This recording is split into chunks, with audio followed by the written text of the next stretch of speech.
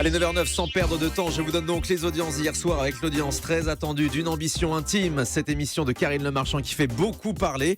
Eh bien, c'est un bon score, c'est un succès pour cette émission à 3 100 000 téléspectateurs et 14% de part d'audience pour M6. C'est au-dessus des scores habituels de M6 le dimanche soir. Ça, c'est un premier élément. Et puis, on va aussi noter que c'est plus que l'émission politique de France 2, émission très classique que présente David Pujadas, qui a réuni en moyenne 2,5 millions, 2 700 000 téléspectateurs avec ses derniers invités. Et hier soir, donc, une ambition intime à plus de 3 millions de téléspectateurs. On en reparle tout à l'heure dans notre débat. Elle est en tête ou pas? Non, elle est troisième des audiences. On va faire d'accord. dans le sens inverse de d'habitude. On commence par la troisième place. En deuxième, c'était France 2 avec Avis de Mistral, film avec Jean Reno. 3 300 000 téléspectateurs. Donc France 2 est devant M6. Et en tête, hier soir, c'était TF1 qui proposait pour la première fois à la télévision le film Superchondriac de Danny Boone. Énorme succès.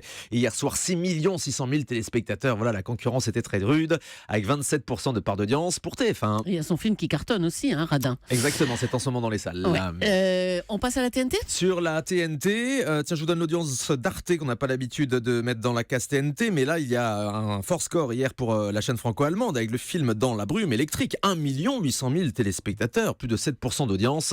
Et sur les chaînes de la TNT, justement, c'est France 5 avec ce documentaire sur le casse du siècle, sur les gangsters de la République, à plus de 800 000 téléspectateurs. Et puis l'Access. Le week-end, on va s'intéresser, on est lundi, on va revenir un petit peu sur les événements de ce week-end. Samedi, la finale de The Voice Kids sur TF1, 4 800 000, avec la victoire de la petite Manuela, 8 ans, qui chante pas très bien, mais qui est toute mignonne. Je pense que c'est pour ça qu'elle a gagné. 25% de part de marché pour TF1, un bilan de The Voice Kids en nette baisse pour cette troisième saison, plus d'1 million de spectateurs en moins par rapport à l'année dernière, ce qui n'est pas très bon. Samedi encore, je note le score de Thierry Ardisson sur C8, record depuis le début de la saison à 946 000 téléspectateurs pour Salut les Terriens.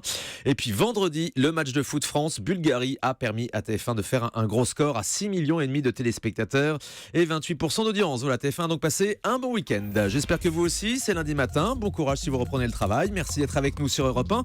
Dans un instant, on va revenir sur cette nouvelle tempête médiatique déclenchée par Éric Zemmour. Le chroniqueur est carrément accusé d'apologie du terrorisme. On va y revenir dans un instant avec Jérôme Ivanichenko. Et puis on attend vos appels ce matin pour rendre hommage à Pierre Tchernia en direct sur Europe 1. Vous faites maintenant le 39 21. À tout de suite.